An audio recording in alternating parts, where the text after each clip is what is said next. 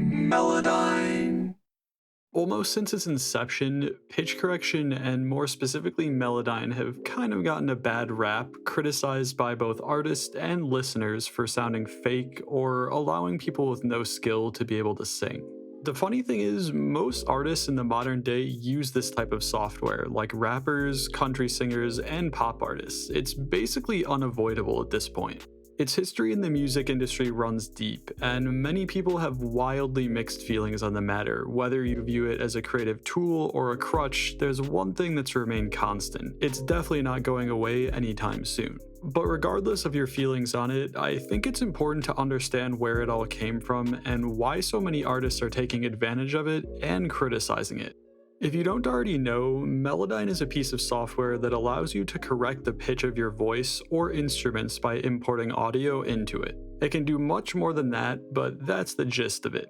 Celemony Software, the company behind Melodyne, was founded in 2000 by Peter Neubecker amongst a few others based in Germany. You would have never have guessed that Peter would end up co-founding one of the most successful and well-respected companies in the music industry from his somewhat varied past. He'd skipped out on compulsory military service, got kicked out of school, and was generally considered to be a bit of a hippie.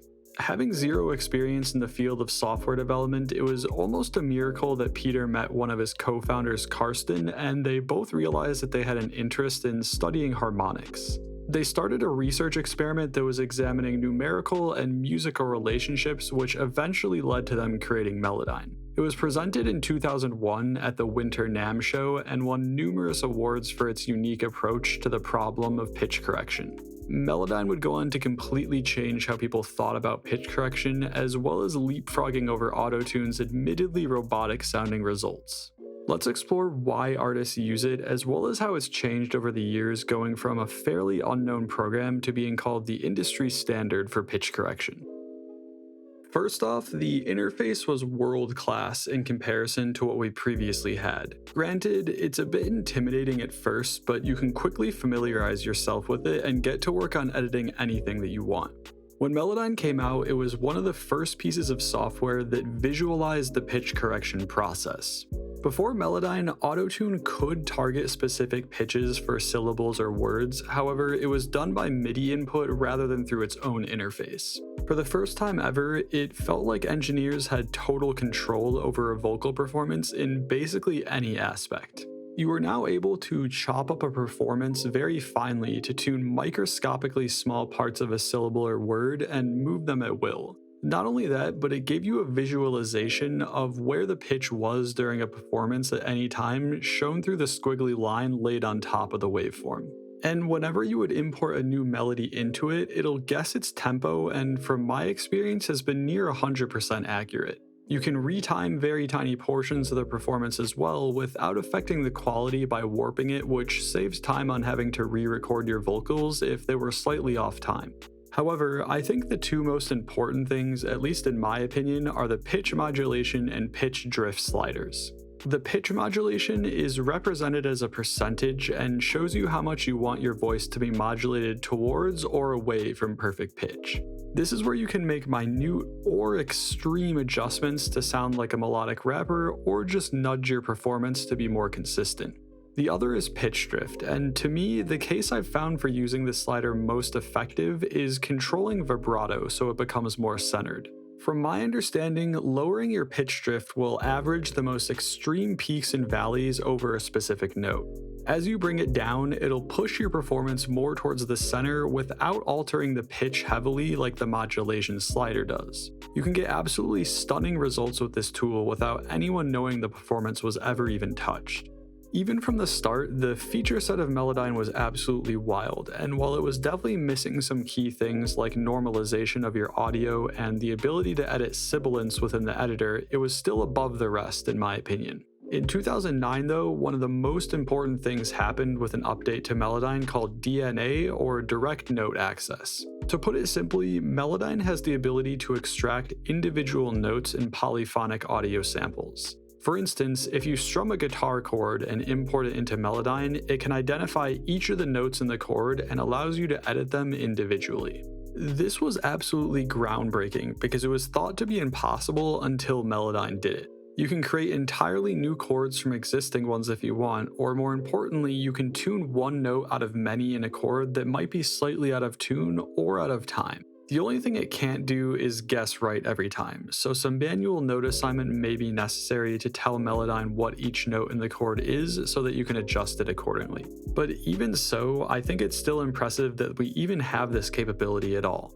Just to illustrate why this is so cool, I'll give you a brief example. Imagine that you're a guitarist and you have many audio recordings of loops that you've made that are in digital audio format. Before DNA, this recording was generally stuck the way it was recorded.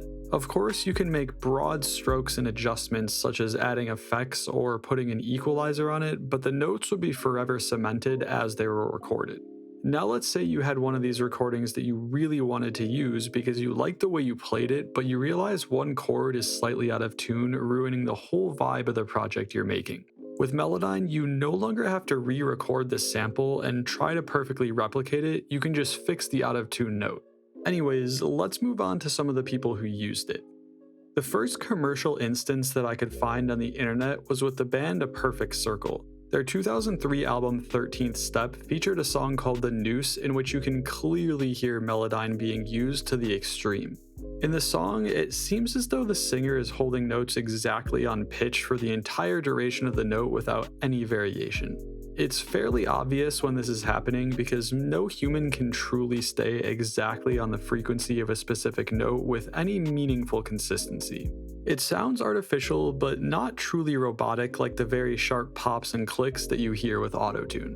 This is the magic of Melodyne for me. Even when used to the extreme, it tries its hardest to keep the soul and character of your voice intact, which is very important for vocal performances. This is an area where I believe most people have a mismatch with how they think pitch correction and Melodyne are used most commonly versus how it's used in the industry.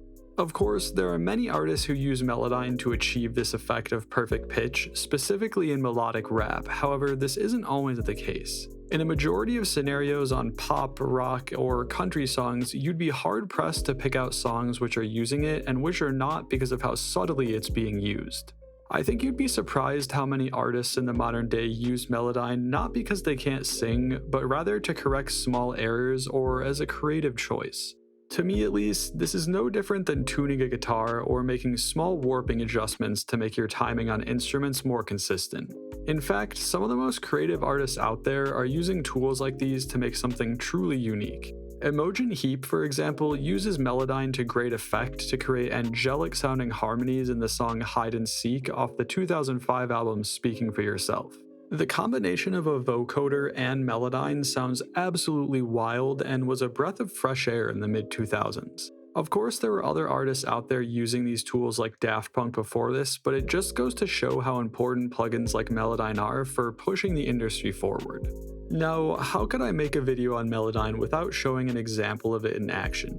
I mess around with recording my own vocals for fun with no intention of making any official music, and I use Melodyne a lot to achieve that.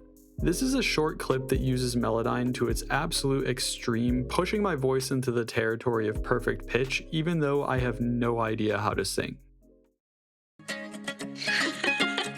Squash, shut up. Remember the times that we used to fight in the summer nights. I looked in your eyes, I asked if you feel me. Yeah, my curiosity, it got the best of me. You ain't gotta show me. Yeah, I think I'm into you. I don't know what to do. I am so lost with you. I cannot be around you. It should be pretty evident that there's some type of correction going on there. However, it doesn't have that robotic clicking or sharp changes like traditional autotune does, even though there are clearly some problems with the performance. And I think that's why Melodyne is used so widely across the industry. You can use it subtly or overtly, and it keeps the soul of the singer at least mostly intact. In 2023, most artists, regardless of genre, with the exception of a few, are having Melodyne or some similar product applied to their performance. Artists like Juice WRLD, The Kid Laroi, Justin Bieber, and Dua Lipa, they all use it to varying degrees. If you've listened to a Juice WRLD album, it's clear his voice is being modulated in some way, but you can still feel the weight and emotion behind the words and tone. And I think that's what's important. In my opinion, Melodyne enhances artists rather than transforms them into something new. There's also the other end of the spectrum where these effects are used in an over-the-top way to achieve some type of sound that our voices simply can't do, and I think that's also an awesome thing. Imagine a world where Daft Punk didn't exist because these tools were never made. I'd argue that world is worse without them in it, and I think that's true for a lot of artists out there. All of this is to say that a lot more people than you think are using these tools, and I think people out there who have a very negative opinion of them should consider that maybe it's not all bad. On top of that, you can use Melodyne for a lot of things outside correcting pitch just because of how the feature set has expanded over the years. In the modern day, you can use their sibilance editor to adjust how sharp your S sounds are in your vocal performance. If you don't know, sibilance is that hissing sound that contains no pitch that your voice makes when using the letter S or other combinations like CH. It's common for engineers to manually, one by one, work on these types of sounds in a performance because they can be grating on the ears and completely ruin a song if not kept in check. But Melodyne automatically detects these type of sounds and lets you easily drag down or up on them to lower or increase their volume.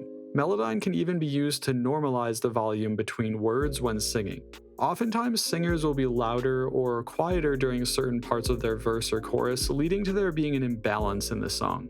This is normally fixed with compression, but Melodyne has a feature that allows you to boost the volume of quieter words or lower the volume of louder words without changing the character of the performance. This is a quick step you can take before compression is used if you don't want the character of your voice to change at all. Lastly, Melodyne lets you change the length of any part of your performance. For instance, if you sang a word and ended it too early, you don't always have to re-record that part of your song. For the most part, the results of Melodyne's warping algorithm are pretty damn good unless you're pushing it beyond its intended limits. So we've gone over where Melodyne came from, who's used it, and some features that it has. If you've learned anything from this video, I hope that its Melodyne isn't something that should be looked down upon. It can be used to cover up bad singing, sure, but I don't think that's its main purpose. To me, Melodyne is an amazing tool that creative people can use to make the music that they love. Thank you for watching, stay safe out there, and I'll see you in the next video.